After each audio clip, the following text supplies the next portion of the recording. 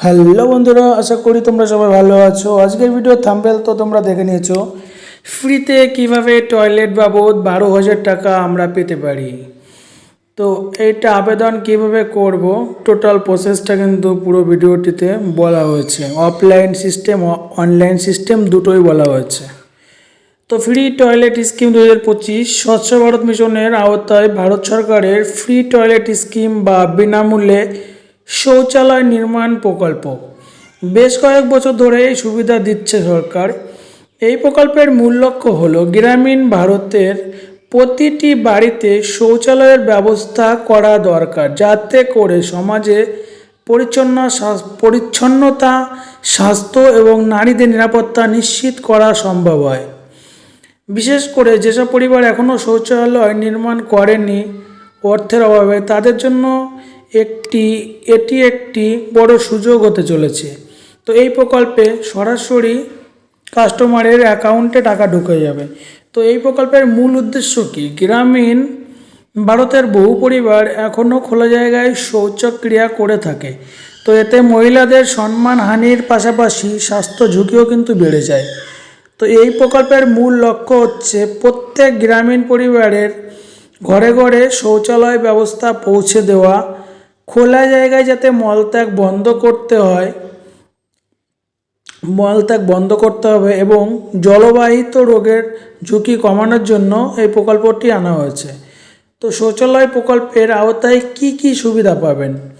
এই প্রকল্পের আওতায় যেসব পরিবার যোগ্য হবেন তাদেরকে ডাইরেক্ট 12,000 টাকা সরাসরি ব্যাংক অ্যাকাউন্টে প্রদান করা হবে শৌচালয় নির্মাণ করার জন্য।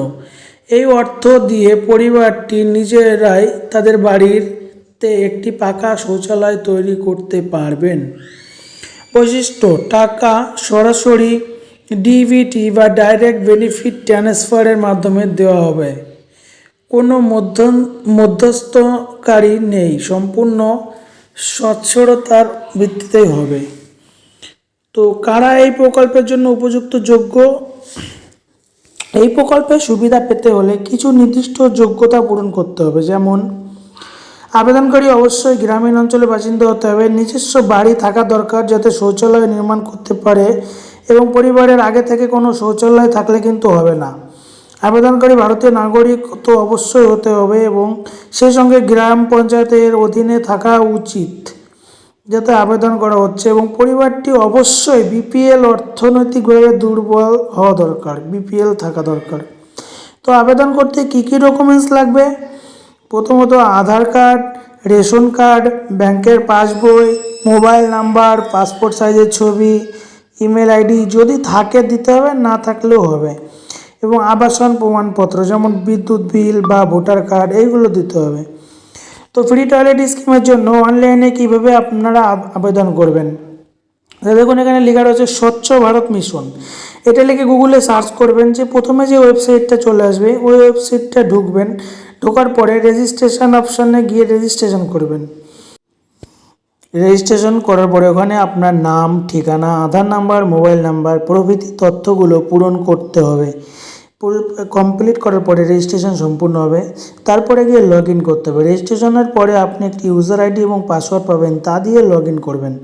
লগ ইন করার পরে অনলাইন ফর্ম পূরণ করার জন্য ফ্রি টয়লেট স্কিমের জন্য প্রয়োজনীয় যে ফর্মটি আছে সেটা বেছে নিতে হবে। ব্যক্তিগত তথ্য যেমন পরিবার সদস্য সব কিছু দেওয়ার পরে উপরের তালিকায় দেওয়া ডকুমেন্টসগুলো স্ক্যান করে অনলাইনে আপলোড করতে হবে, কারণ যে ডকুমেন্টসগুলো প্রথমে বলা হয়েছে ওই ডকুমেন্টসগুলো এখানে আপলোড করতে হবে। তো সমস্ত তথ্য সঠিকভাবে সাবমিট করার পরে একটা অ্যাকনোলেজমেন্ট নাম্বার পাবেন। নাম্বারটি দিয়ে ভবিষ্যতে চেক করতে পারবেন যে আপনার যে অ্যাপ্লিকেশনটি করেছেন তার স্ট্যাটাস।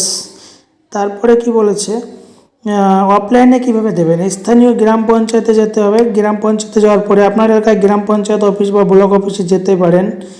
তো ওখানে গিয়ে যাওয়ার পরে ফ্রি টয়লেট স্কিমের যে ফর্মটি রয়েছে সেই ফর্মটি সংগ্রহ করুন, করে ফর্মটি সম্পূর্ণভাবে ফিল করুন।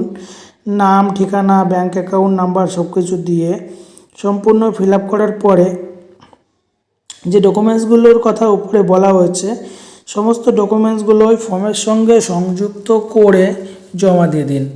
তো পূরণকৃত ফর্ম সহ সমস্ত ডকুমেন্টস গ্রাম পঞ্চায়েত অফিসে জমা দেওয়ার পরে টোটালটা ভেরিফাই হবে ফর্মটি। ভেরিফাই হওয়ার পরে যদি আপনি এই স্কিমের যোগ্য হন তাহলে সোজাসুজি আপনার অ্যাকাউন্টে 12,000 টাকা আপনার ব্যাংক অ্যাকাউন্টে পাঠিয়ে দেওয়া হবে। তো শৌচালয় তৈরি সম্পর্কেও কিছু নির্দেশিকা দিয়ে রেখেছে, যেমন 1 কামরার পাকা শৌচালয় তৈরি করা দরকার। সরকারের নির্ধারিত মাপ অনুযায়ী নির্মাণ কাজ করতে হবে। পানি ও স্যানিটাইজেশন সংযোগ থাকা অবশ্যই দরকার। নির্মাণ কাজের শেষে ছবি তুলে প্রমাণ হিসাবে জমা করতে হবে, কিন্তু ব্লক থেকে লোকও পাঠানো হয় ভেরিফাইয়ের জন্য কোনো সময়। তো এই প্রকল্পের প্রভাবে কী হবে, এর ফলে মহিলাদের জন্য নিরাপত্তা বৃদ্ধি পাবে, বাচ্চারা স্বাস্থ্য সুরক্ষা বাড়বে, বাচ্চাদের খোলা জায়গায় মলত্যাগ বন্ধ হবে, গ্রামীণ অঞ্চলে পরিচ্ছন্নতা স্বচ্ছতা উন্নত হবে এবং ডিসেন্ট্রি, কলেরিয়া, টাইফয়েডের মতন রোগ হ্রাস পাবে। গুরুত্বপূর্ণ পরামর্শের মধ্যে কী বলেছে, আবেদন করার সময় কিন্তু ভুল তথ্য এড়িয়ে চলতে হবে। আবেদনপত্র জমা দেওয়ার পর নিয়মিত স্ট্যাটাস চেক করতে হবে। শৌচালয় তৈরি করার পর সময় মতো ফিডব্যাক বা পরিদর্শনের জন্য প্রস্তুত থাকতে হবে। তো বন্ধুরা, তোমাদের যদি ভিডিওটি ভালো লেগে থাকে তাহলে একটা লাইক করো। এই ধরনের তথ্য জানার জন্য চ্যানেল সাবস্ক্রাইব করো।